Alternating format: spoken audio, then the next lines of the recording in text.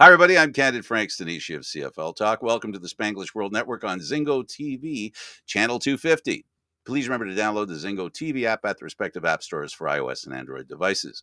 While you download the app, make sure you rate, leave a comment. Both apps are absolutely free. Zingo TV is available on Google Chromecast, Amazon Fire, Fire TV sticks, Roku sticks, and also our smart TVs 2016 forward. And don't forget to subscribe to Candid Stanisci 1030 on YouTube. Now, as usual, David Morassutti is joining us, and we have a very special guest. And, Mr. Hogan, Mike Hogan is with us, the voice of the Canadian Football League, and specifically the Toronto Argonauts. And we forgive him a little bit for being a Philadelphia Eagles fan. I haven't figured that one out yet, but you can forgive him. I can't. Mike is a football fan. And like we talk all the time on this show, we have nothing against the NFL. We love football. Football is football. And it's a lot of fun covering the game. It's a lot of fun watching both kinds of football. But we're here to talk about the Argos, Mike. And I guess the first and most important question, I guess most Argo fans want to know is, from your opinion, where do we sit as far as the quarterback is concerned on the Toronto Argonauts? I think everybody's happy with Chad as QB1. When Mac decided to go back and be close to family, that was, there was a challenge to Chad Kelly to show up in the offseason and work diligently and learn everything he could about the playbook. And everything that was expected, he surpassed.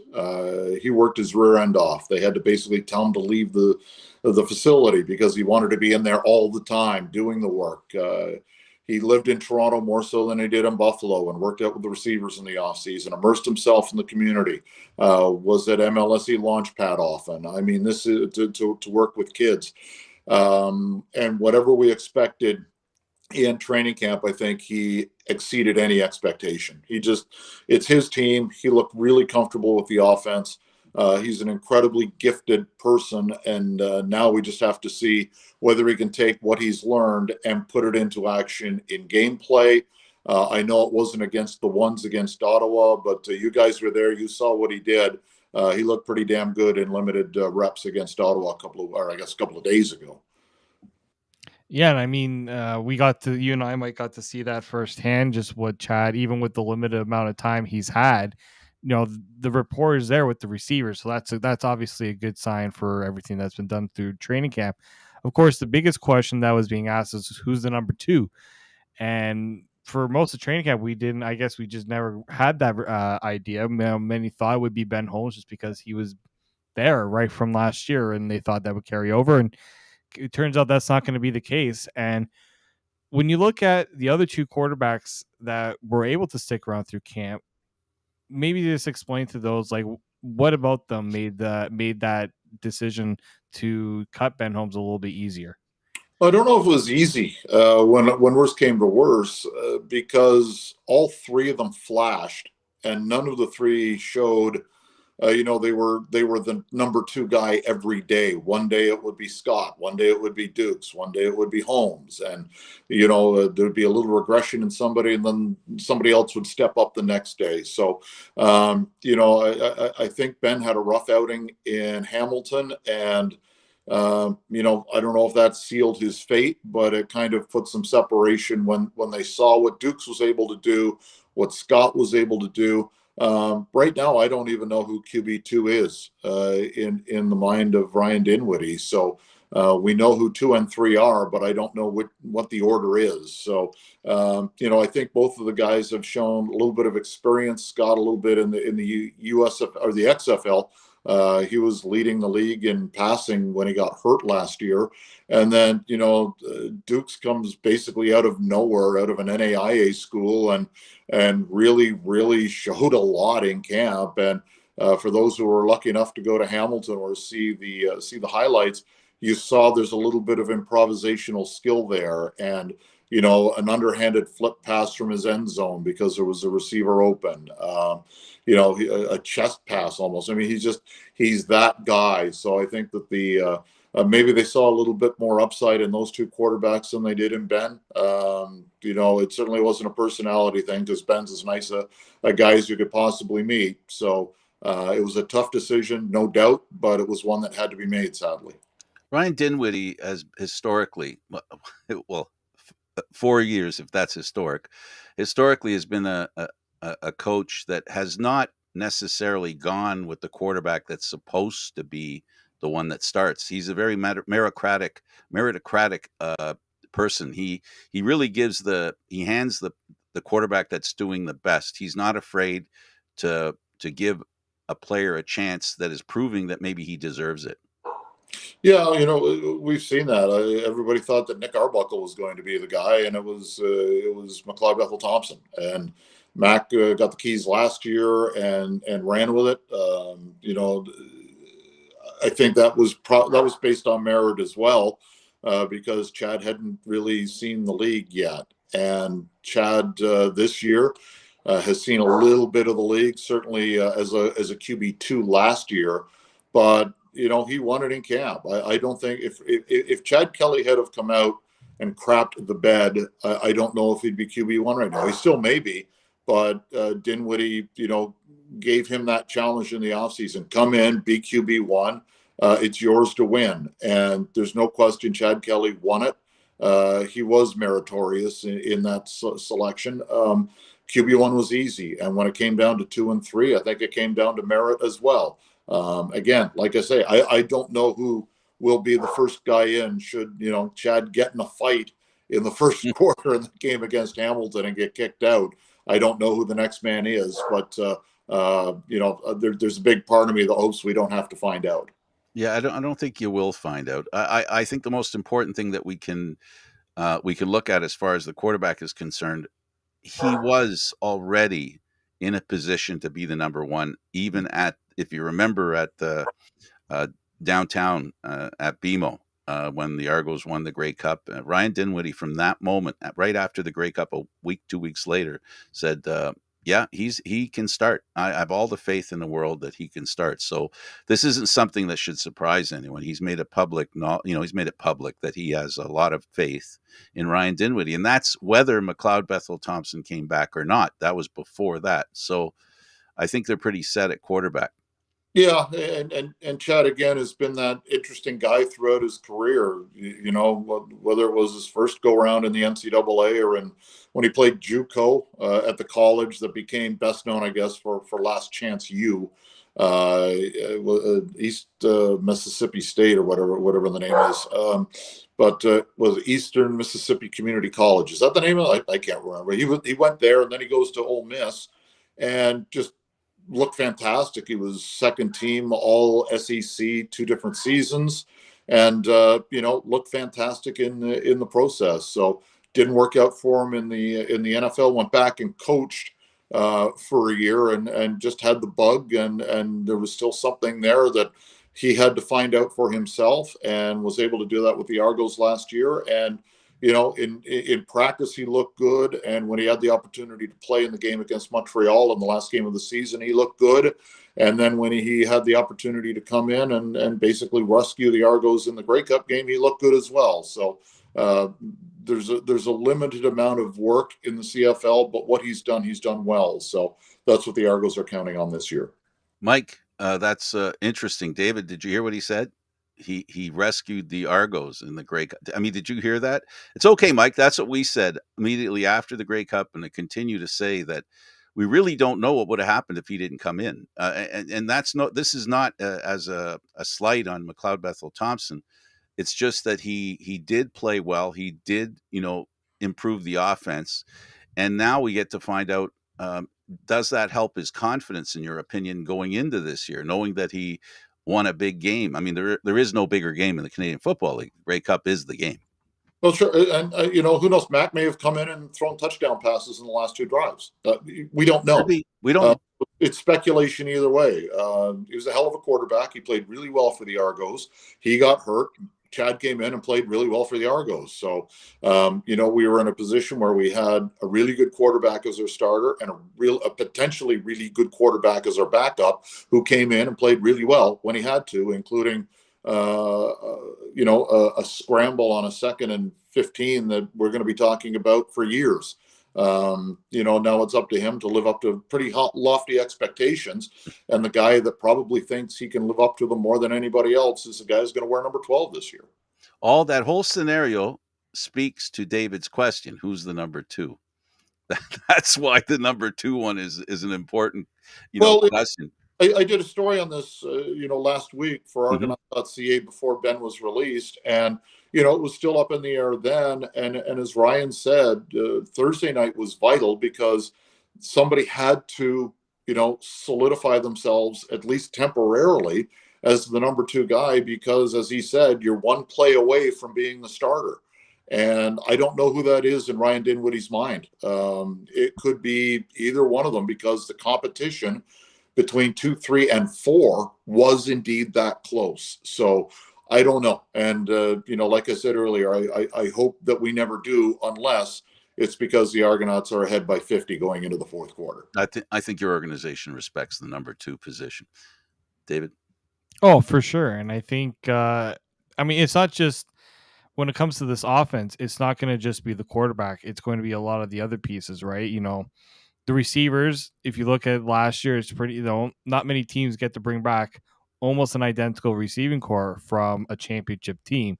Even the running backs, to have that, not only have those guys back, but to have maybe even more depth at the position that we've ever seen. I think that was by design to help, Chad or whoever it will be the backup to know that they got the weapons to be as successful as possible. And also got deeper on the offensive line. They brought in Sirocco. Guys are coming back. Isaiah Cage is healthy this year. So, you want to keep them healthy. And you guys are right. You give them the toys to play with. And with Daniels back, and with Phillips back, and with Amble's back. Coxie was hurt at the end of last season, just when he was starting to step up. So you've got 4 import receivers plus BJ Bird now, who looked good in the preseason. He's on the practice roster. And then not only do you have the depth, Curly Gittens Jr., who is, if he's not the best receiver Canadian-wise in the CFL, statistically he was last year, and he's one of the top receivers in the league, regardless of his birth certificate. So not only do you have him, Tommy Neal is back and healthy. You've got Brissett, who's due to take that next step as well.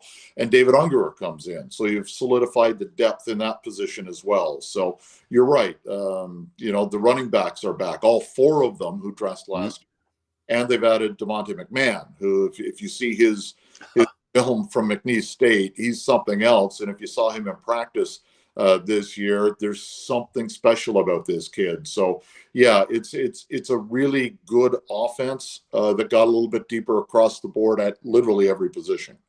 That depth is key. I mean, we saw, all season, when your number 1 running back goes down all year, except for the last game of the season, and you have the number 2 guy, I think he was as good as any number 1 in the league.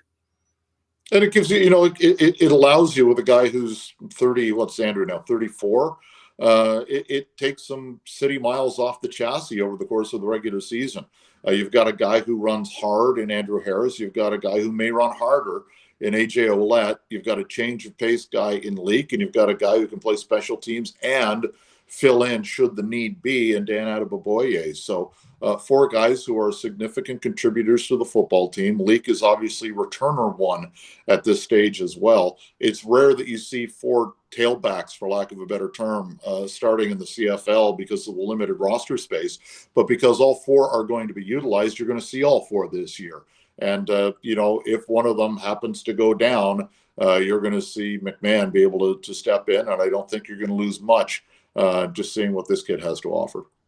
And we also know that this is Andrew's last year. So for some of the guys, this is also a chance to audition for a spot even for next year, because, with him leaving, that just another job that opens up right there. Yeah, and it is a meritocracy, as Frank said a little bit earlier on. And if a guy is hot, he's going to get the carries. And last year we saw Andrew essentially between the 20s for the most part in the Grey Cup game, and when they got inside the red zone, here comes A.J. Ouellette to run over people like he did in that game. We saw it, throughout the season where he became a guy inside the red zone, inside the 10-yard line, because of his strength and his power, is very difficult to bring down.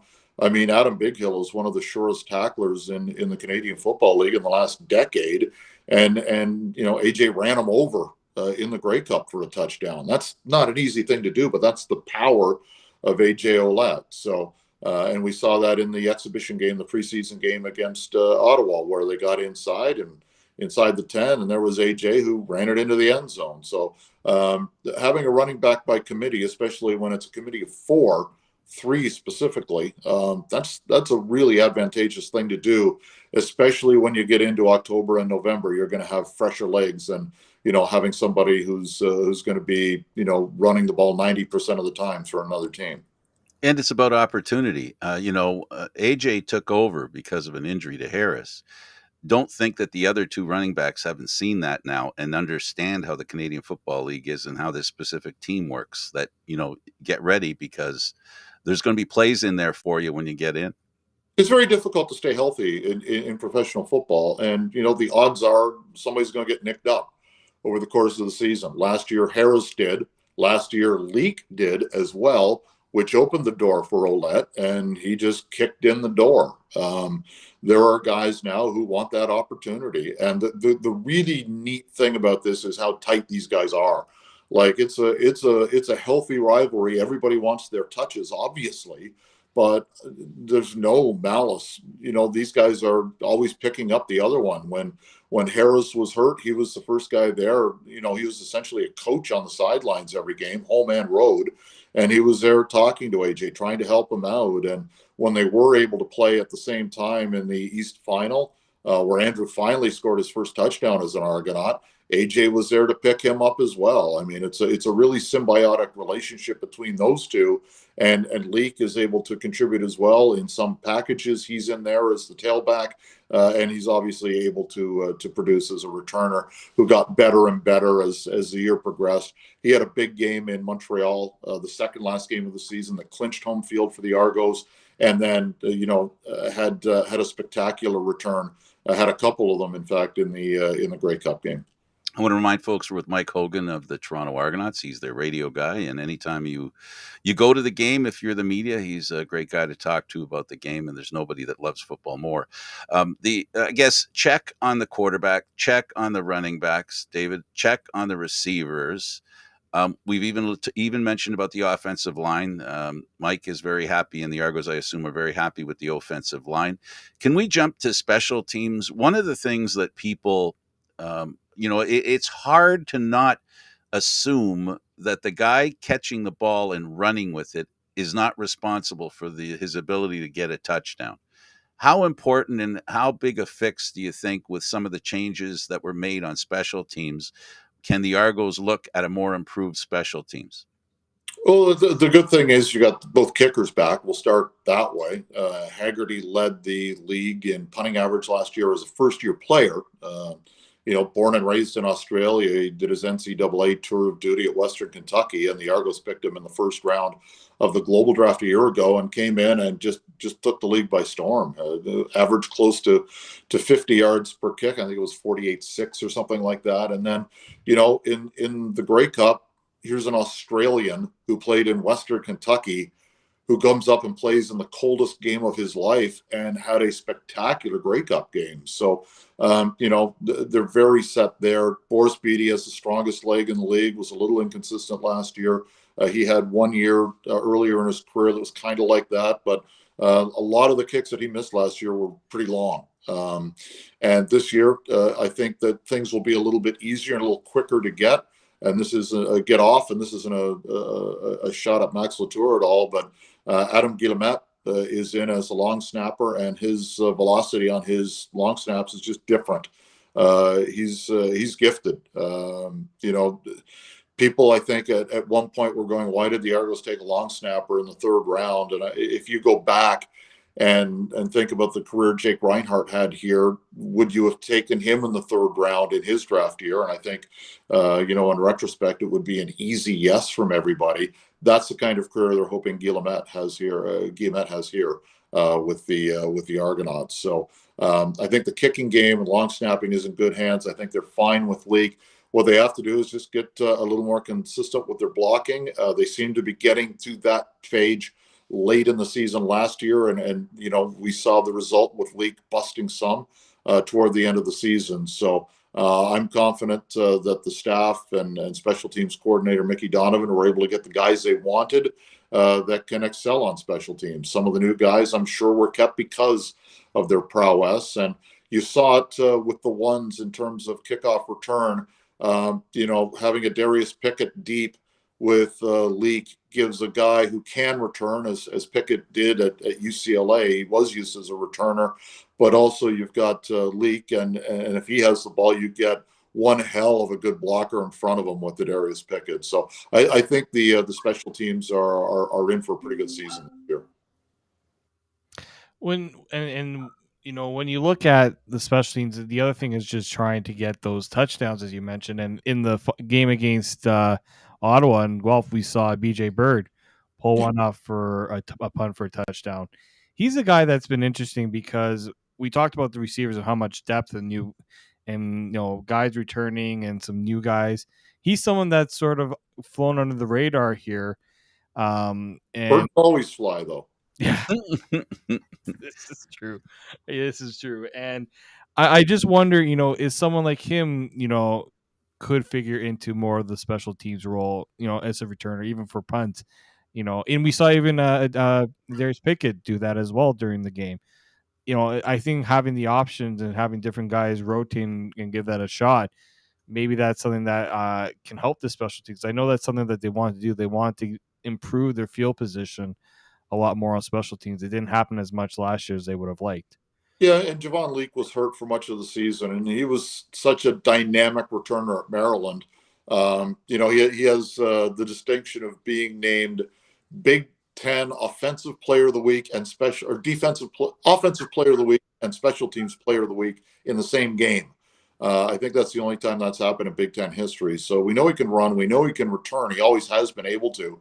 But he went down, had the hamstring injury, which, in a weird way, it was a bit of a break because that brought AJ Ouellette back into the fold. So it was a weird day that Saturday at Centennial Stadium because AJ had been cut earlier that morning, and then on a non-contact play, Leak pulled his hamstring pretty significantly. So Haydel came in. He was able to return for a while. But now they've got that number one back. Yeah, they have depth now with Bird, with Haydel still on the practice roster, the two of them. So they've got that opportunity should something happen or they're not happy with the return game for whatever reason. They've got some options now within the organization. So Leak is still the guy. He's number one. His job to lose. He's looked good in camp, so I don't see any reason why he would lose that spot. But you can also use him as a running back. So I think they're fine with the return game. And as you mentioned, they've got some depth now as well. Dave, if you have another question about special teams, or you can ask about defense. Well, I mean, the defense, it was interesting looking at the defense. I know Ryan said that, it's a very young, inexperienced group, especially in the secondary, because you look at the front line and then you look at linebackers, you can make up like 2 or 3 different defenses with the depth that's there. But in the secondary, it seems like that might be a little more of a work in progress in certain positions. I know injuries dictate. I think Robert Priester, he's dealing with some with an injury. You got Pickett who's slotting in, I guess, right now at DB, linebacker, depending on what scheme is being used up. We'll just call it Sam linebacker because that's what we use. But he's the Sam. Exactly. So, is there concern there potentially that the secondary is going to be a little more of a work in progress because you're replacing a few guys that were key contributors and got Jamal Peters, he gets a chance to go to the NFL. That's how good he was for you guys last year. Yeah, and he was released today, so I don't know what his future holds. Who knows? Maybe he ends up back in Toronto. But one of the interesting things in camp was the fact that Roberts and Daniel had been flip-flopped and moved inside and was playing boundary halfback, and Priester moved outside and looked natural because cornerback is his natural position, even though he was used at Sam last year quite a bit. There's still Maurice Carnell IV, who should be back in, I don't know what the timeline is for him, a month or two. So he should be back certainly for the second half of the regular season. So there's an added body. Mechie, we know, is a really good safety. Amos is going to lock down the one halfback spot. And then, Tarveris McFadden had a good year last year. He adds that length on the field side. And, Quantez Stiggers had a great camp. He's made the dress roster, right? Or the roster anyway. He looked really good. Like, he's only 21 years old, which is ridiculous. A guy who didn't play college football because he had accepted a gig at Lane College, and tragically his dad was killed in a car accident, and Stiggers is from a really big family, so it kind of put his football dreams on hold. So he didn't go to college, but played in the fan-controlled football league last year, and led the league in interceptions as a 20-year-old. So he shows up. He's got a bigger body than I had expected for a kid that age. Like he's got man strength. He's a strong kid and has a great ability at high point of football. So do not be afraid. Don't be, alarmed or shocked if you see Stiggers start to rip down some interceptions, because it seems to be what he does. He did it often in training camp, and he's just got that something about him. So, I mean, if you're looking for a newcomer, new to the league, certainly on defense, Quantez Stiggers is a guy to watch. The Argos are a very challenging coaching staff to their defense. They really do believe, and I think more than any other team, that each player has to be a Swiss Army knife and will play different positions. To that extent, that makes it a little harder when during exhibition season. Like, they really didn't put up much of a defense against the Ottawa quarterbacks. Is that probably part of the reason where they have more of a long-term plan when it comes to how they manipulate, use, and massage the players? Oh, absolutely. I mean, you look at the way the season started last year in the secondary, and you think, well, the second game in, I think, was at travesty out in BC, where there's several busts. And then early in the season, you did see a couple of busts. Excuse me. I think that will be a less common occurrence this year because guys know Corey Mace's system a little bit better. They know what Josh Bell is doing in the secondary. The linebackers know what Ivan is doing. So I think there's a little more cohesion because of the cohesion of the coaching staff. They are not first year coming in and learning a new coach at every positional group, essentially, and a new defensive coordinator with Mace. So I think they'll be fine. Just don't take any stock in what you see in a preseason game. These are guys essentially showing off what they can do individually and what they do know about the system.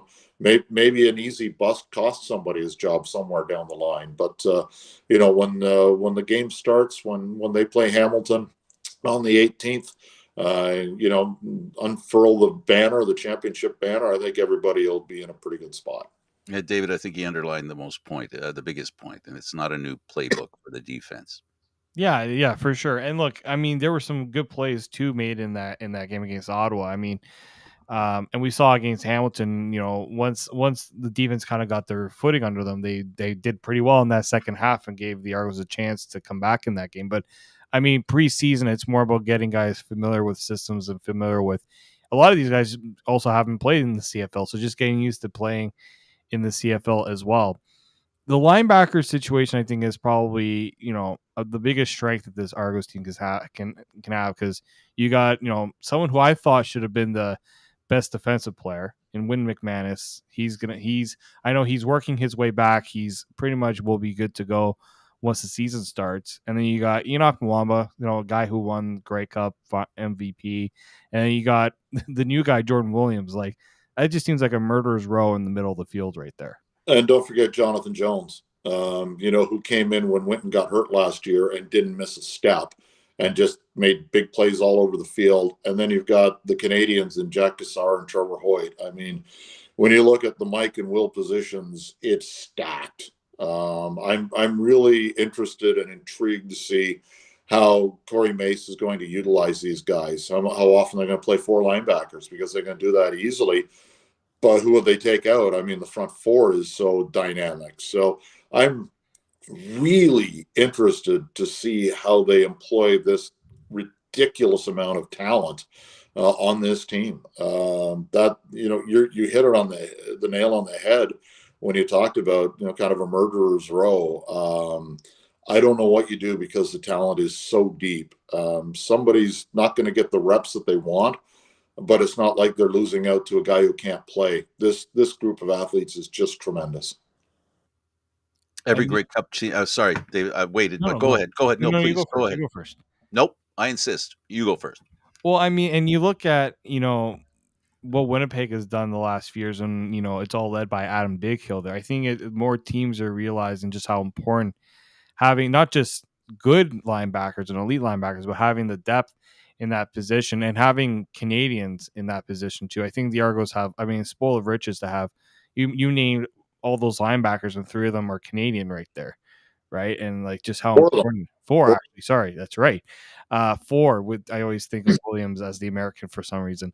But having four there is just it, and it allows you to do different things on the defense when you have all those guys that can be on the field and start at the same time. Well, middle linebacker is going to be safely a Canadian position, because if Enoch goes down or has to miss a play or three, Williams can just step right in, and so can H.E.R. So you've got the middle, absolutely 100% Canadian. And, if God forbid they needed a fourth guy for whatever the reason could be, Trevor Hoyt can play middle. He's done that before. McManus is just, as you mentioned, I thought he was the best defensive player in the league too. Am I biased? Probably. But Wynton McManus was such a pleasant surprise. I knew he was good. I didn't know he was that good. And last year he just dominated basically every game that he was in. And Jonathan Jones, when he came up here, he had a hell of a end to his career at Toledo after starting at Notre Dame. He just made plays. Like my nickname for him, I call him Playmaker all the time because every time he'd get in, he'd do something. So he's a pretty sturdy guy who just knows Mesa's system so well. You'd watch him at the end of training camp, and it seemed, to the naked eye, he was always anticipating where the ball was going and was always in position. So it's a remarkable six-pack. And if you count the Sam as a linebacker, I know it's a DB, but if you count Pickett, who was Montreal's outstanding defensive player a year ago as part of that linebacking core, holy smokes. Mike, we said a half hour. Do you mind staying a little bit longer? I'm here. Okay, good. Because I wanted on the tough side, Argos, third and short, very inconsistent. What do you think they've changed this year? Is there a change that they've made to be a little more successful? And some of that, it's the coaching staff has to help in that regard too. It's not always just about the players; it's about schemes and putting the right individuals in the right place. Where do you see this year? Do you see them improving that area, which was a dark area for them last year? I'm curious because it got a lot better after Kelly took over the short yardage, right? Right.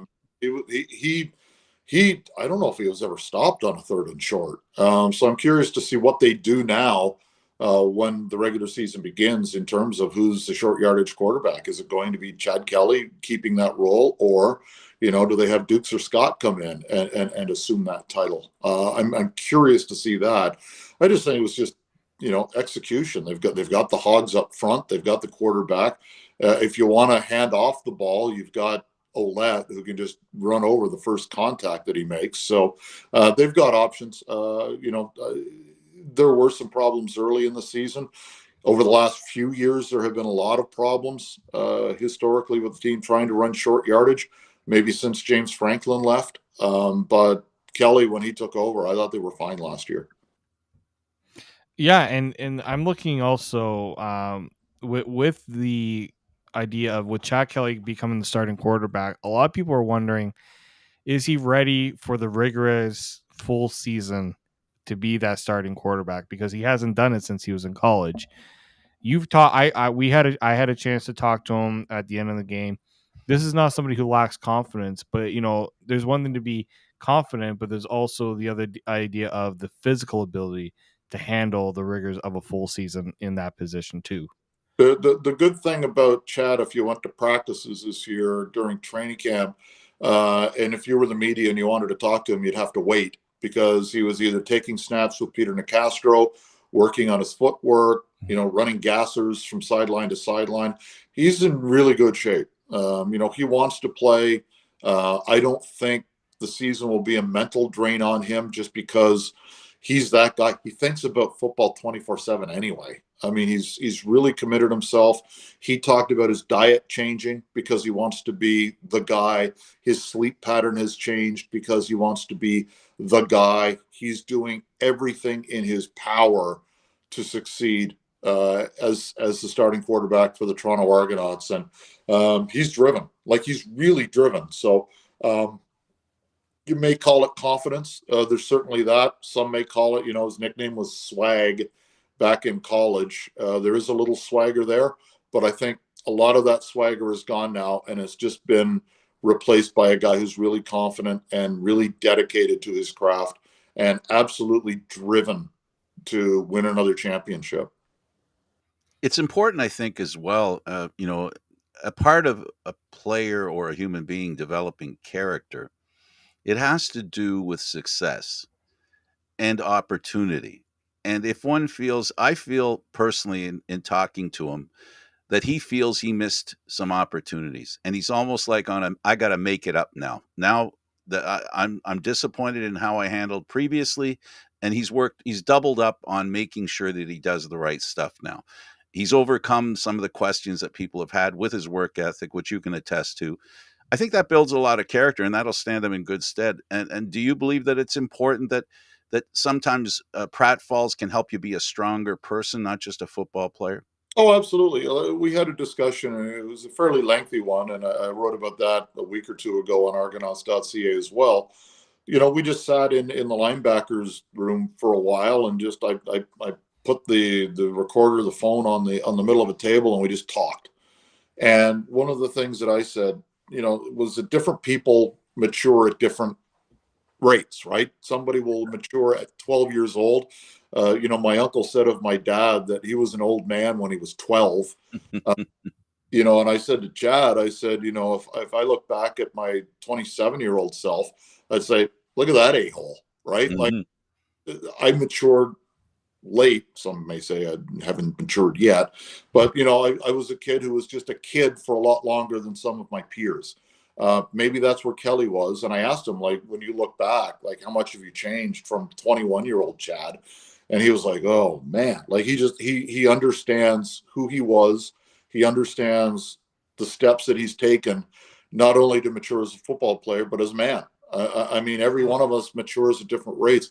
I find it really difficult for a 21-year-old kid or a 20-year-old kid or a 22-year-old kid in the spotlight of professional sports. That's got to suck the youth out of you. And a lot of guys just aren't ready to have that happen. And as I've gotten older, I've become more sympathetic to the night. Look at hockey players. They're 19 years old. Here's $1 million. Go and play. Yep. Who at 18 isn't going to be affected by that? And being under that spotlight where, the D1 schools are looking at you, and people now with social media are looking for you to stub your toe, because what's the old line that they want to see the great story rise, and then they can't wait to knock you down, and then Absolutely. it rise again. Yep. So, or maybe hopefully people are now saying, okay, Kelly's a kid who had every opportunity, screwed it up a couple of times, and now here's this great reclamation project. Maybe he does be that guy that matured late and saw the mistakes of his youth, and now gets to the winner's circle as a starting quarterback. And let's face it, his dream is still to play in the NFL. I mean, that's when you grow up in the United States as a football player, you don't dream of playing for the Argonauts or the Saskatchewan Roughriders. You dream of playing for an NFL team. And when your uncle is a Hall of Fame player who is playing for the team in the city where you're raised, I'm sure his dream was to be like Uncle Jim. And if he can accomplish that, God love him for it. And if we can benefit in the interim by him going out and leading us to a Grey Cup final and hopefully a championship, well, better for us and better for him. And okay, so looking at the division, there's years where everyone's like, someone's got to want it. The Argos last few years have won it. They won the last few years. Do you feel like there's a team right now, whether it be Ottawa, Montreal, Hamilton, which one do you feel like is going to take the biggest step forward in trying to, make that bid for the top spot? As much as I hate to say it, I think Hamilton's a pretty good football team. I think a lot, there are questions here from, people outside the Argos organization. There are a lot of questions about Chad Kelly, and there are some questions about how, Bo is going to bounce back in Hamilton. There are questions about how Masoli is going to bounce back in Ottawa. There are questions on how Cody's going to play in Montreal this year. So, you can make those questions very easily. I think each one of those quarterbacks is capable of silencing the critics pretty quickly.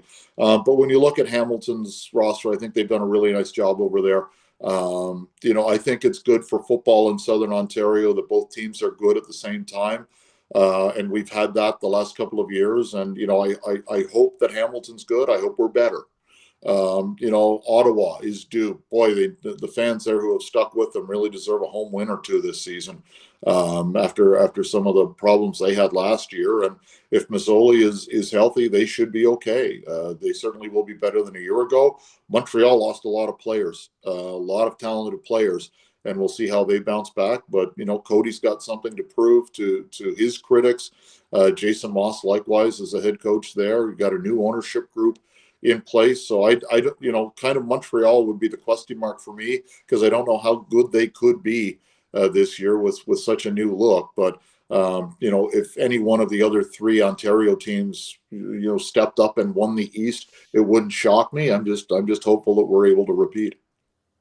I don't think any of the four teams don't have a good starting quarterback. All four quarterbacks are good quarterbacks. I don't know the last time that the Canadian Football League Eastern Division could say that. And I guess last year that was said because Masoli got hurt. So if he stays healthy, there's going to be a lot of entertainment at BMO Field. And this is a very special year, 150 years of this organization. When I think of it, 150, really? It's nuts. It really is. I mean, this is the oldest football team in North America. It's astonishing. The Toronto Argonauts rowing club was founded in 1872, and then a year later, the athletes were looking for something to do between rowing season and hockey season, and said, "Let's try this rugby football thing," and it's worked out okay. 150 years and 18 Grey Cup championships and other championships later, predating the Grey Cup. I mean, this is a very special organization to be a part of, and we're really going to celebrate that this year. And if we could celebrate it with another championship, that would just be icing on what is already a very sweet cake. Off the top of your head, because you aren't ready for this question, what are some of the things in your mind that you're looking forward to this year's that might be going on that fans will be able to enjoy going to BMO Field? I won't give away some things because we want it to be a surprise, but You could do it here. It's okay with us. David, it's okay if he lets out some secrets. What do you think? I don't want to get in trouble. No, you don't want to get in trouble. Oh well. No, I have to work with this guy. I'll sit on the right side as well. But what can you tell us? There will be surprises every game. Let me say that. On opening night, obviously, we're going to unfurl the banner. We're going to present that, and we've got a little bit of a wrinkle this year around the banner ceremony as well. I'll leave that as a good hook for now. We're also going to be giving away replica Grey Cup championship rings to the first 10,000 people in the building on June 18 against Hamilton. So that'll be kind of neat. Here's the banner in front of our hated opposition. So that'll be fun. On the 3rd of July, the BC Lions are in town for a little Monday night football. And it'll be the night that we honor Damon Allen and Mookie Mitchell. They are the two latest people to be inducted into the all-time Argos list. You guys were there for the 150 conference. We're really excited about that. What else do we have? There was a really neat thing. I'm actually really proud of the work we did on this, because I don't even want to think of how many hours went into it. There was a group of 5 of us that came up with the daunting task of coming up with the 150 top moments in Argo history. It was Don Landry from CFL.ca, longtime Argo fan and former in-stadium announcer and radio personality here. It was Danny Webb, who is the longest-serving Argo employee back to 1985 as the equipment manager. Paul Woods, who's written a couple of spectacular books on the Argos. I think I have them back here, Year of the Rocket. And I have one here too. Back. And let's see. Oh, yeah, that James Fraser guy, Bygone Boatman on Twitter. Those who don't know, James is a history professor at the University of Guelph. His passion is pre-CFL Toronto Argonauts. So, wow. And he was coming up with stuff. I thought I knew a little bit about Argo history. I waved the white flag to him. He was incredible. This list would have been so different without his input. I think we have every decade represented except for the 1890s in terms of one of those moments happening. It's a ridiculous amount of work we put into it. The process worked, and at the end of it, when we finally put the 150 together, we looked at the list, and we did it at we took over a room at a restaurant in the West End, and we all looked at it and went, you know what? I'm pretty happy with that list. And everybody said the same thing, which, when you do something that enormous, I was very surprised with the outcome and how well it went, because there were a million different ways that we can go. And our biggest fear is somebody's going to go, how could you forget that play? And it was fairly obvious, but I think we did a pretty good job, and we've got enough veterans on the committee to have gotten through it. So that's something that we're really looking forward to. And we're expecting that we're going to do the biggest game of the year is going to be the October 6th game. So mark that on your calendars. Get your tickets now at argonauts.ca. The official 150th anniversary is October 4th. Our closest home game is Friday the 6th against Edmonton. We're going to celebrate that night. And I'm not going to let you in on the secret, but it's going to be fun. Well, I guess to summarize, it's going to begin on the 18th of June against Hamilton with a celebration of a Grey Cup. And it's going to continue throughout the year, the celebration of what the Argos mean to this community, what kind of history that they've laid behind, and a recognition because of the five of you getting together, pulling out some of the great plays. The question for me is, will it be seen on argonaut.ca? Is that where we'll be able to see these 150 most significant plays in Argos history? We're going to do not only videos. We're not going to do every one. We're going to do it in chunks, but we are going to recognize every one, and we will have an accompanying. I'll do a written piece on each one as to why that moment is recognized. There are some you're going to know. Somebody give me a play. Give me a big play in Argo history. Well, we can go. Are we talking positive and negative? Yeah. Well, I was thinking, like the one that comes to mind for me is 2017 H.E.R. just before the end of the half to get the big touchdown throw, right? The 65, I think it was 65 yards, 100 yards. 100 yards to DeVere Posey. So that's somewhere on the list. Won't tell you where, but I mean, they're going to be ones that you're going to recognize like that. Mm-hmm. And you're going to say, I have never heard of this person before. Why are they on this? And you'll get a history lesson. It could be somebody from, 60s onward, or in the war era, or, in the early days of the Toronto Argonauts before the turn of the century. If you read the list, I guarantee you will hear a name you have never heard before, because I was in that boat, and Paul Woods was in that boat, and Danny Webb was in that boat, and Don Landry was in that boat when James Fraser would bring something to the table. So then it was up to us to determine where that moment fit in, along with some of the current stuff, which was not an easy task. But I think we did a pretty good job doing it. But it'll be an entertaining list because it'll bring back some memories. Not everything is positive. There are a couple of goofy things on there as well. But just big moments in Argonaut history. Could be a play, could be a trade, could be a signing, could be anything. But it was all represented, and it was a remarkable process to be a part of. Thank you for taking part in this whole program. I have one last question that every Canadian Football League fan asks. Mike, is it June yet? Oh, yeah, baby. It's June. We're ready to go. I think it is June. Mike Hogan, thank you for doing this. Of course, the voice of the Argos on radio. longtime radio personality and a great supporter of the Canadian Football League and specifically the Toronto Argonauts. We really thank you for taking the extra time of being here. We agreed to 30 minutes. You were kind enough to be on for another 20. Thank you so much. My pleasure. Thank you. Yes, thank you. David? Oh, thank you, Mike. I mean, you put up with us more than I think anyone would want to, but we always appreciate the lessons that come with it too. Absolutely. And the dedication to the game. Okay. For both David and Mike, I'm Candid Frank Stanisci. Thank you for watching CFL Talk Aaron Live Mondays at 9 p.m. Eastern Standard Time. The show can also be heard on the Spanglish World Radio Network and, of course, Candid Frank Stanisci on YouTube. Please subscribe. For CFL Talk, news, entertainment, and other sports programming we offer, please check out SpanglishWorld.ca. Spanglish World. Watch it, hear it, read it, download it, and live it. Thanks for watching, everybody.